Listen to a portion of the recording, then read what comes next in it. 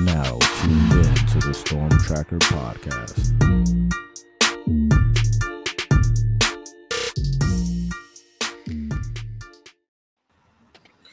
Welcome back, family, to the Storm Tracker podcast. I'm Marcus Benjamin, chilling with my guy Frank Tucker from the crib, South Florida. This is our weekly podcast at the crib. Make sure you subscribe to canescounty.com for free. Use the promo code Miami30. Also subscribe to this podcast on all platforms. And Frank, obviously we're really deep into transfer portal recruiting. It's that season right now. And I think the question for me is the main position in football, and that's quarterback. Quarterback as far as the transfer portal and quarterback as far as the recruiting class as well. Of course, Miami has one quarterback committed in Judd Anderson, interested maybe in Cedrick Bailey as a recruit, maybe to flip from NC State. And there's several options in the transfer portal as well. But first, let's talk about Cedrick Bailey, Frank. Is this going to be something that actually does come to fruition where Miami flips the Wolfpack commit? Or do you think they really just kind of stick it out with Judd Anderson and just kind of hope for the best here? I think that the goal here is to obviously flip Cedrick Bailey for Miami. Just quarterback depth-wise going into next season, you're going to need two quarterbacks in this class. And I don't feel like they love any of the other quarterback evaluations in that 2024 class, like Michael Van Buren, who might be an option, or somebody along those lines that could be available. So I think the goal here for this staff is to get him, especially as a nuts and bolts type guy, a guy who could, come in and be a team leader type player after a potential bridge guy out of the portal for this year comes in and leaves. He'd be a perfect fit for that, like a Jacurri Harris type guy who in his second year kind of takes the reins and develops into the quarterback of the future for Miami. Now on Cedrick Bailey's side, I think there's got to be a conversation of, is Miami the right school for me, right? Miami didn't offer until about 30 days before early signing day. That was an offer that he was waiting for. He grew up a Miami Hurricanes fan. He has been around the program with Rod Mack since he was a kid visiting. It was, we did an article on that Purple Machine group about a year and a half ago almost on the potential. And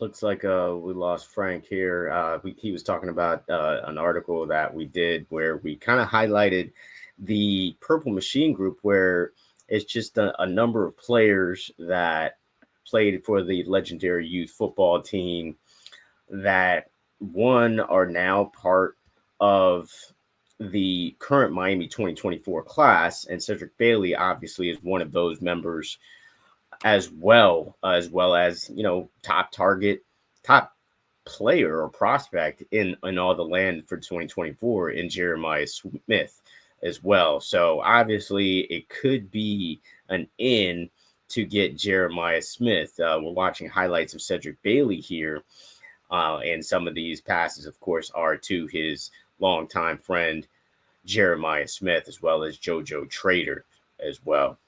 Yeah, and just going back to what I was saying, Miami's just got to be able to convince CJ that he's a wanted player in this class and not someone that they're just trying to piggyback off to get JJ and keep Chance and JoJo in the class before early signing day comes around. So I think that's going to be the challenge for Miami over these next, 14 days. You got to be able to convince CJ Bailey that he's a potential quarterback of the future here at the University of Miami. And I think that the relationship with Shannon Dawson is definitely developing. I think that they've definitely let him know that his recruitment is independent of Jeremiah Smith. But listen, when you come in this late in the game, there's always going to be question marks from a kid. It's just, why now? Why are you waiting this late?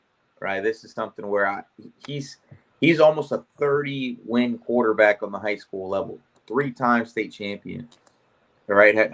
Has done it time and time again in big games. Right. Just this season, knocked off Miami Central, knocked off a few, out-of-state teams that were top 25 ranked teams nationally, right? And is going to win a 3rd consecutive state championship, like I said, going to break countless Broward County passing records, and listen, has been able to rally, guys around him to have huge seasons. Jeremiah Smith is back-to-back 1,000-yard receiver, back-to-back 20-touchdown campaigns. JoJo Trader is going to be back-to-back 750-yard seasons.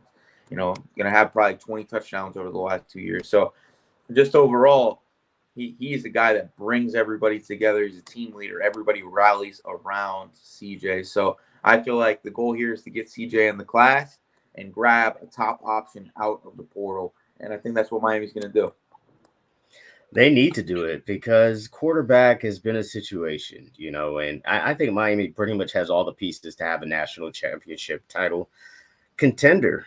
Because one of the things that were evident to me was that they could compete against a Florida State and in a Louisville as well. But the quarterback situation, of course, takes you to a whole nother level. Of course, we saw that in the playoff,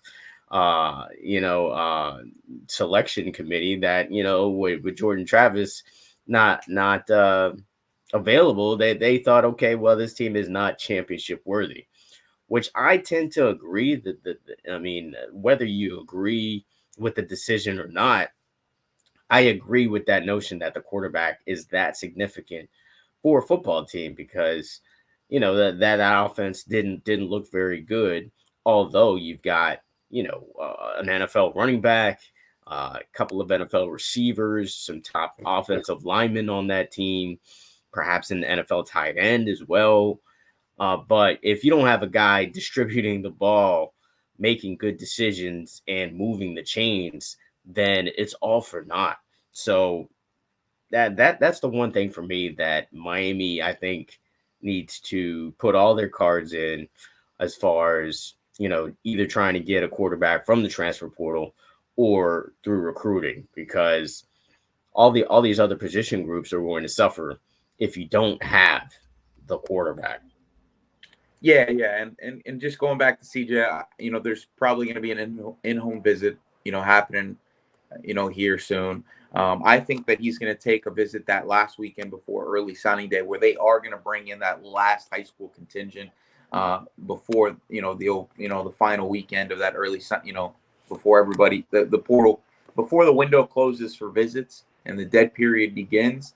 And I think CJ will be part of that visiting group, and that'll be the final factor. So if he flips, it probably doesn't happen until maybe like right before early signing day or day of. So everybody expecting him to make a decision right now, don't hold your breath. Probably won't happen until the very last minute because, listen, Miami didn't offer until about 30 days before early signing day. Right. And so it's not an automatic flip because the relationship wasn't really there beforehand. So, I'd be looking for that around early signing day. And quarterback-wise in the portal, listen, the big name that we heard early on, especially with the money numbers being thrown out for NIL, was Cam Ward from Washington State. The interesting thing about him is you have all these top options, right? Ohio State and Oregon and Washington and Miami and Florida State. Everybody's going after him. He's option number one for a majority of teams out of the portal. But he could go to the NFL draft too. And there's rumors that he is still considering that option. If he gets a top 3-round grade, he probably goes to the NFL draft, especially with a class where like Quinn Ewers isn't going to go, Shador Sanders isn't going to go. It's Riley Leonard isn't going to go to the NFL draft. You don't have as deep of a quarterback class. No Michael Pratt in the NFL draft most likely as well. So I expect him to be the top option for a lot of teams, and I don't expect him to end up at Miami. I know that Miami fans kind of pigeonholed him as option number one very early on because of early reports, but I do not foresee him being the guy. I think he ends up going to a bigger stage, I guess you could say. Another interesting name for me, Dante Moore, and he's throwing out the Miami name on his own. It's not even, it's not even really just like people speculating that Miami would be a fit. He's saying that Miami is one of the schools that he's interested in. So I like that idea. And I think that people got to understand that when the quarterback dominoes start falling, that's when things get more realistic, right? Does Aiden Childs go to Michigan State, right? Does Michigan not really go to the portal? Do they just rely on their guys that they have in the program? Does J.J. McCarthy stay at Michigan for another year? That could leave Dante Moore out of going to his home state. All right. Does USC grab a Dylan Gabriel? All right. Does a Kyle McCord go to Nebraska? Right. Does DJ Uiagalelei go to FSU, or does he choose Oregon to go play with his brother? All right. Like all these, Will Howard, where does Will Howard end up? Right. Like all these things, all these quarterback dominoes have to fall, and then you get a better idea of where things are going to go. Because, I personally think Will Rogers is going to end up at Washington based on everything that is coming out, right? Usually predictions aren't made on any portal kids without real big, real strong intel on a kid going there. So I foresee him probably going to Washington. I don't think that he comes to Miami, and I think that's the best thing to happen for Miami. I put an article out talking about his potential fit at Miami. And yes, he's extremely productive, and there were conversations with Miami on Will Rogers, but I do not feel like he was a fit at the University of Miami, despite him being a veteran option. After what he did this year, there was a huge drop off in production after, losing Mike Leach, who's one of the best offensive coaches in college football. And if you look at his production against many of the top teams in college football, it didn't match up to 12,000 plus passing yards in his career. It was more so against the lesser teams in his schedule. And I don't really want another Tyler Van Dyke situation where we got a guy who can throw 300 yards against the teams that have barely a pulse, but when it came crunch time in a big game, he's not there. So I don't think that Miami. I still think that there's potential that Miami's quarterback is not in the portal yet, right? Still watch for Michael Pratt. That Notre Dame, Notre Dame is looking like it's not going to be an option for Pratt. I don't think he goes to the NFL draft because I don't think his grade's going to be high enough. I know the Senior Bowl has extended out an invitation. From what I saw, he hasn't accepted it yet. He would just posted that he was invited to the Senior Bowl. So I don't necessarily think he's a lock to go into the NFL draft. It doesn't look like Notre Dame is going to be an option for him anymore, and a return to South Florida would not be shocking to me. Another interesting name for me is the James Madison quarterback, Jordan McCloud. He's a dual threat guy, had a really good season this year, helped James Madison have a near undefeated type season. So he's a name I'd be watching for as well, because I think that Miami is going to go after a quarterback that has some more mobility. And we talked about this on the last podcast, that Miami's going to kind of change it up from the Tyler Van Dyke mold. And that's why I felt like a Tyler Shue, who ended up going to Louisville, wasn't going to be a fit. That's why I didn't really feel like a Will Rogers would be a fit. You got to have somebody that has some legs underneath him to make some things happen in this offense outside of just being a passer. And guys like Will Howard, guys like Dante Moore is not a dual threat by any stretch of imagination, but the kid can move a little bit. He's going to at least move the pocket. And I feel like another reason he's intriguing to me is the possibility to have him for 3+ years. Yeah. Does that hurt? Does that hurt things with Emory Williams? It could. He could get pulled into the portal if you get a Dante Moore in there, right?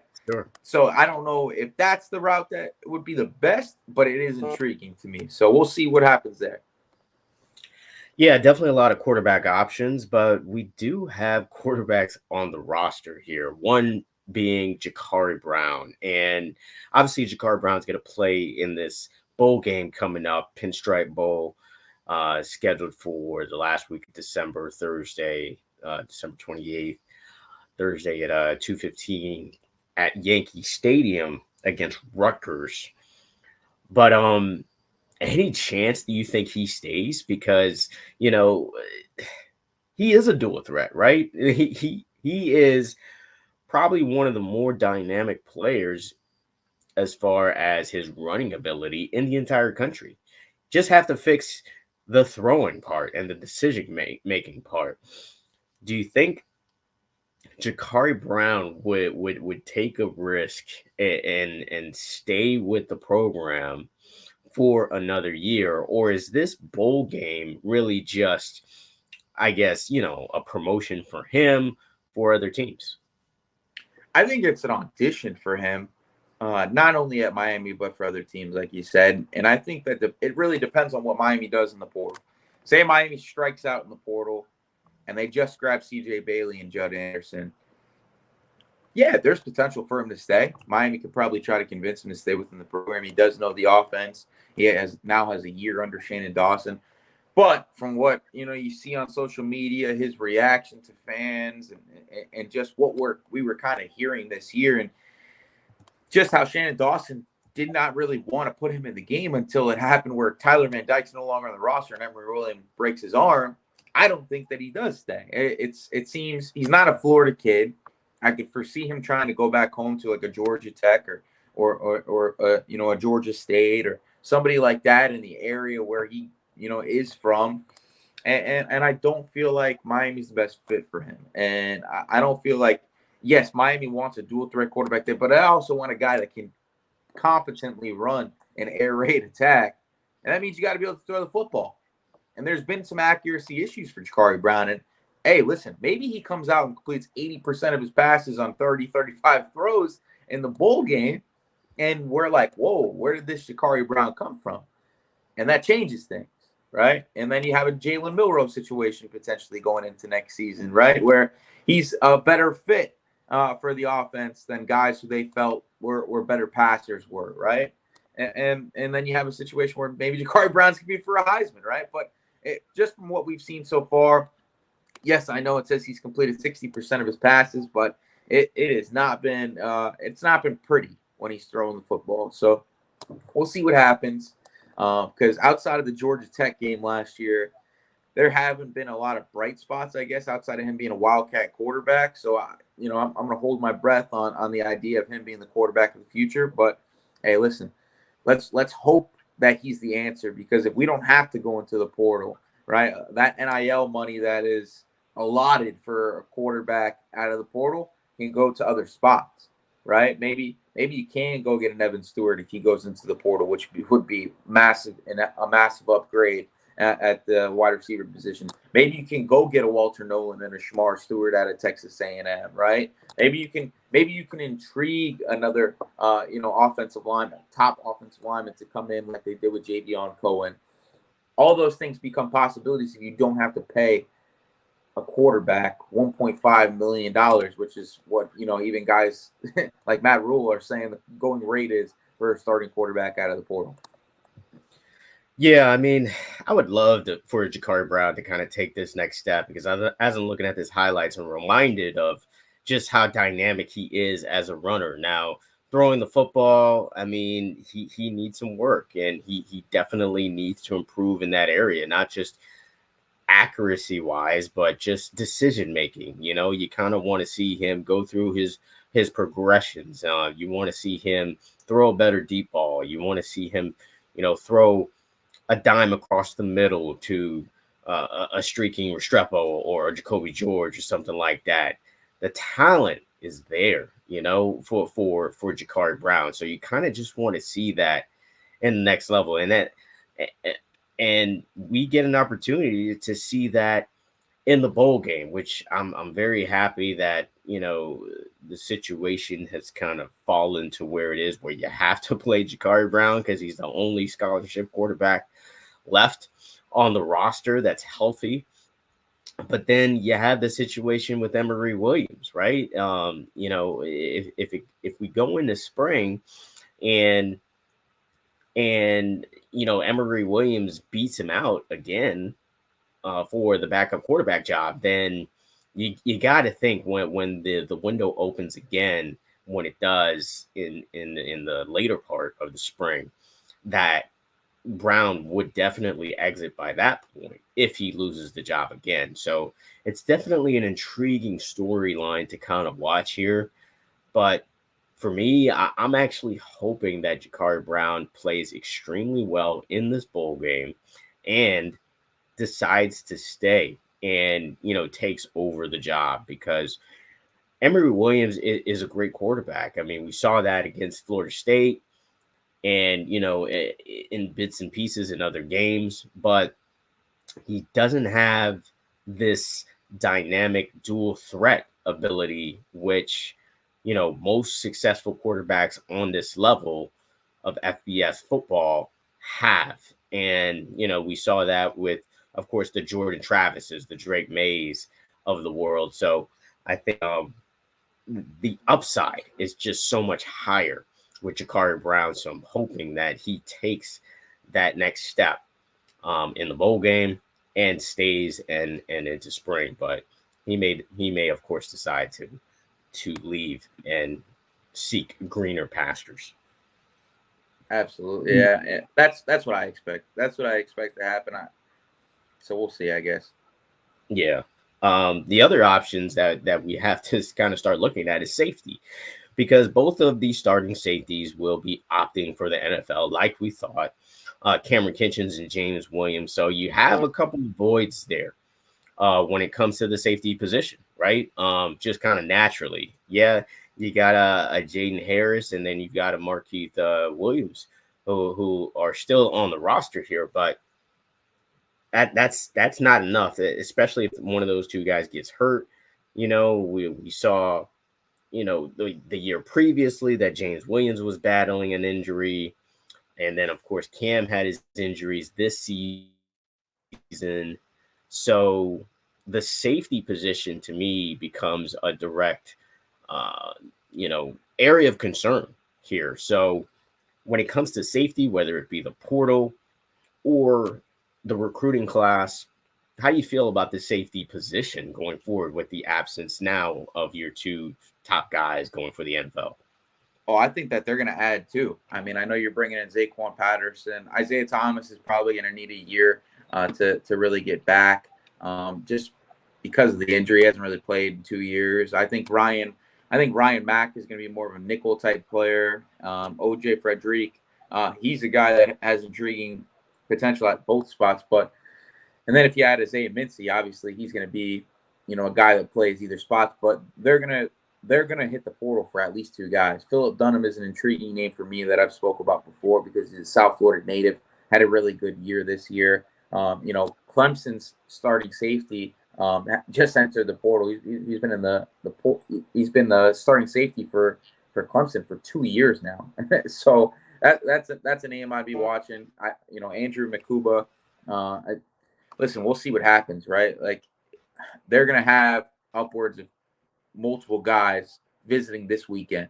And I would not be surprised if both of the safeties that enter the portal from Indiana end up being guys that they reach out to.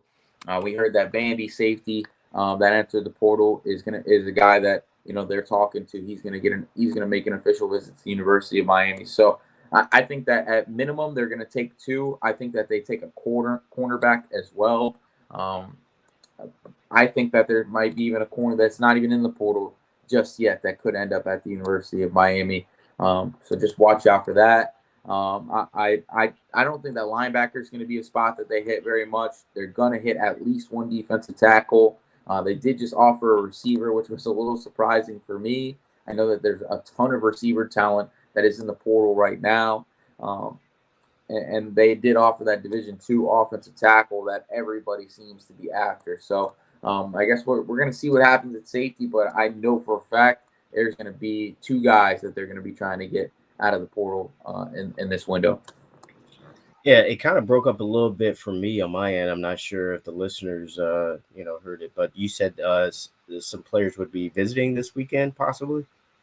Yeah. This is going to be the weekend where they bring in guys from the portal. So this is going to be the portal visit weekend for the University of Miami.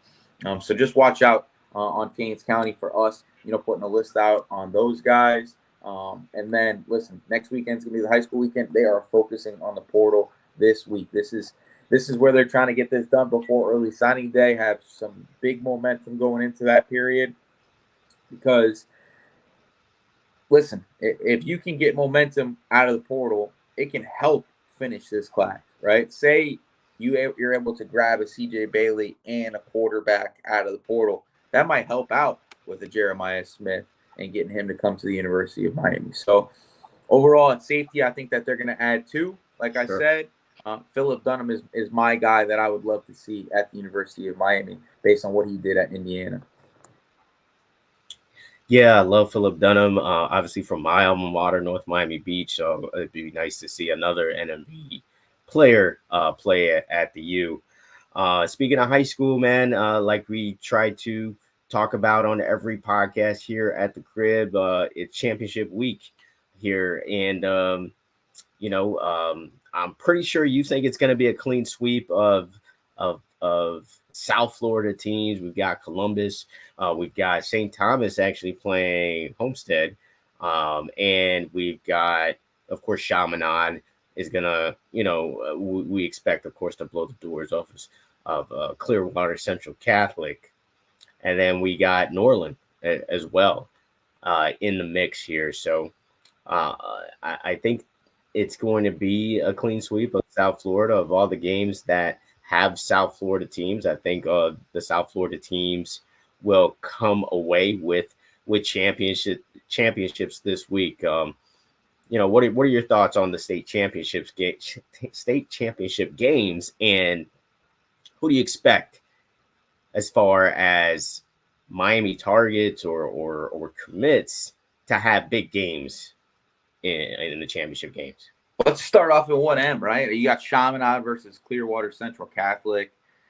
That's going to be a better game than people think, but it's still going to be a blowout. If you're a betting man, take 20.5 on that one.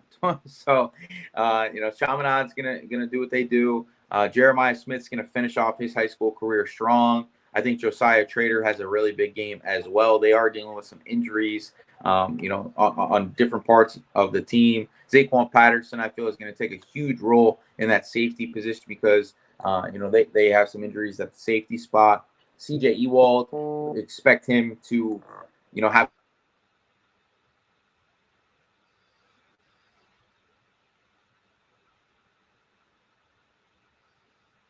Can't hear you.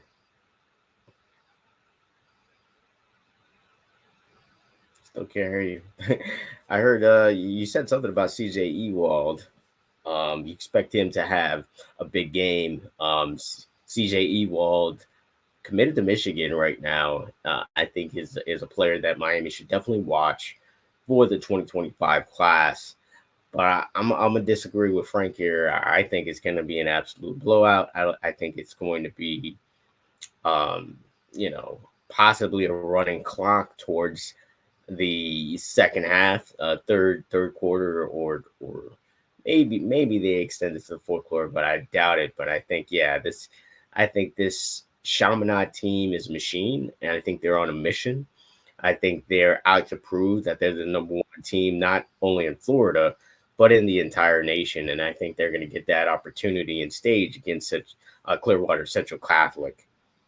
Yeah. Sorry about that technical difficulties, guys. But yeah, man, I think that Miami contingent at Chaminade is going to have a huge game, and I think it's going to be a big win for Chaminade in their 8th consecutive state championship appearance for Damian Jones. Huge dynasty progression over there at Chaminade. And I think it's going to be big for Miami going forward because they do have some guys in the 25, 26, and 27 classes that I think are going to end up potentially being Miami Hurricanes as well. In 2M, you got Norland versus they got Berkeley Prep, who shocked American Heritage last week. Which was I could not believe that they won that game. But that coaching staff did a really good job of bringing pressure and containing that explosive American Heritage offense.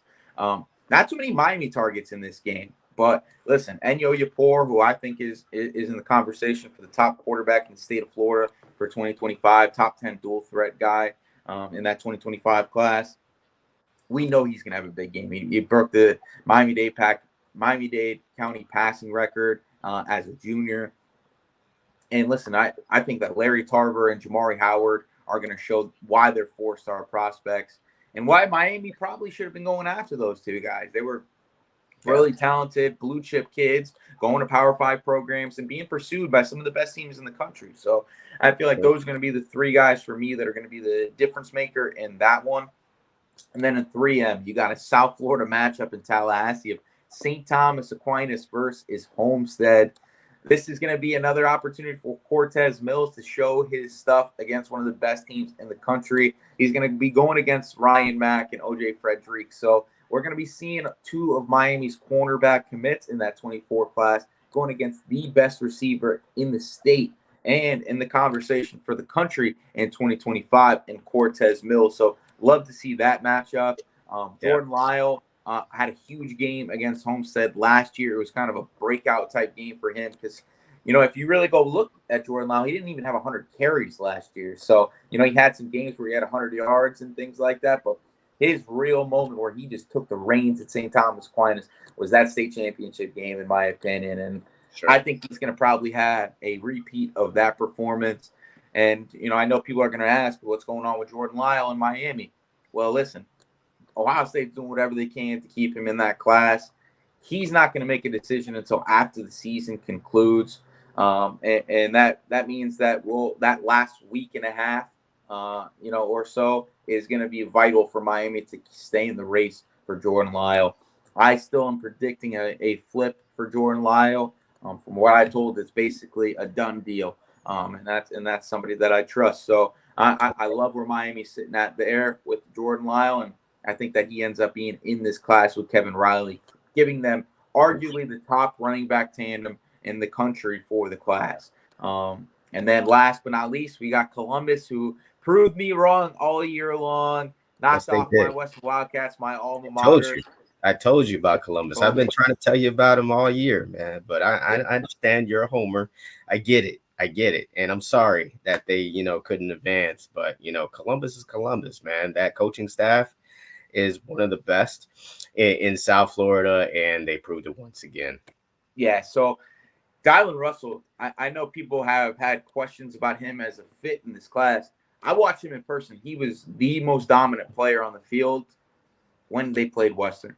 And I feel like he's kind of turned it up in the playoffs, and he's become a really good player. Any questions about size? No need for it. He's a legit 6'2", 285, 290-pound player who's going to be a 3 technique at the University of Miami, and he's going to be a guy on the outside in that game. He was, but listen, they utilize him in like a 4-eye type role a lot of the time. And he's one of those guys that can just dominate the run game. It's not necessarily as a pass rusher all the time, but he can, just in a high school offensive lineman, it's obviously a little bit different than when you're going against 330-pound, 320-pound guys at the college level. But what he does as a run stopper, hand placement, extension, he has really good length as a shorter guy from his arms. And this lower body strength is there comparable to guys that are much bigger than him. So he's a violent player in the trenches. I think he's going to be a very good player. Has 3 technique at the University of Miami that can play 4-eye if needed to. Really good positional versatility based on his experience at Columbus. And listen, I think he's going to have a big game against Mandarin because I watched Mandarin's offensive line outside of Derek Plaz. It's not great. It's not great, but it's going to be fun to see him going against Derek Plaz because he does play defensive end on the high school level. I got to see Derek Plaz. He's really good in pass pro. Is going to have to put some weight on some, when he gets to the University of Miami. He's probably a little bit closer to 280, 285 pounds right now. Legit 6'4", 6'5", and just fits the mold from what you want an offensive tackle to look like. So, listen, that's going to be the matchup I'm looking for. Hector Chavez is also another player to watch, number 10 for Columbus, the middle linebacker. Elite player. You and I both love him. And, Alberto Mendoza, what does he do? Does he have a huge performance against the Mandarin team that is loaded in the defensive backfield where Miami has to flip a switch and be like, listen, we got to take this guy if we don't get Cedrick Bailey? That would be something that I would be intrigued about. He has visited before. He's a guy that wanted to end up at the University of Miami. So we'll see what happens. Yeah, the fact that he decommitted this week from JMU was very intriguing to me as well. Saw him, work out at the University of Miami a few weeks back. During the summer, this season has been flying by. So definitely impressed with him. Always have been impressed with him. His brother's tearing it up already at Cal. So causing players to transfer out of there. The pedigree is obviously there for Mendoza. So big fan. Hopefully Columbus does indeed, it's the only one for me. I think that it may be a question because I know Mandarin's a really good team. You saw them in person. What do you think? Do you think Mandarin has a chance? Do you think it's going to be a close game, or do you think Columbus is just going to kind of take over here? Oh, this is going to be a good game because Jamie French is a bad boy. There's a reason he's committed to Alabama. And Miami's still interested in French. Yeah, they're still interested. It's just going to be a tough one because he's going to be wanted by everybody. I think everybody in the country is going to have interest in that kid because legit 6'2", 180, 185 pounds. He had like a 60-yard play where he just outran everybody on Monarchs defense, and they got a pretty good group. He's an explosive player on the outside that makes things happen whenever the ball gets in his hand. And listen, when you look at that defensive backfield, which is headlined by Hilton Stubbs, top 10 safety in that 2025 class, we actually have an interview on the Kings County website. If you guys go check that out, he talks about that Miami relationship, and it's something to watch for because he did say Miami is a top 5 team for him going into his senior year. So I'm excited to see what the development there is. He is a raw Miami 7-on-7 player. I think that Miami's got a good chance there. His brother is a walk-on player at Florida State. So we'll see what happens with that, but I don't think that would be a deal breaker in his recruitment. But yeah, it's going to be a good game. I think it's going to be a matter of who turns over the ball less. Tramel Jones is a FSU commit, that Mandarin's quarterback, and then you do have Alberto Mendoza, who's one of the best players in the state, in my opinion, in that 2024 class. So going to be a fun matchup. I do think Columbus ends up pulling it out, finishing the South Florida sweep, and it's going to be another year of South Florida dominance. Absolutely. I certainly think Chaminade is going to win. Norland, I think he's going to win for sure. And, obviously there will be a South Florida champion in Homestead and St. Thomas. I do think Homestead does have a legit chance here to pull off the upset. And then Columbus, I think, is the toughest matchup, hoping for the best there. That's going to wrap it up for the Storm Tracker podcast at the crib. Me and Frank, we are, steadily working on producing more and more articles on CanesCounty.com, part of the Rivals.com network. Make sure you subscribe to the website. Use the promo code Miami30. Also subscribe to this podcast as well, live from Canes County. And also check out the podcast on all platforms. Until the next episode.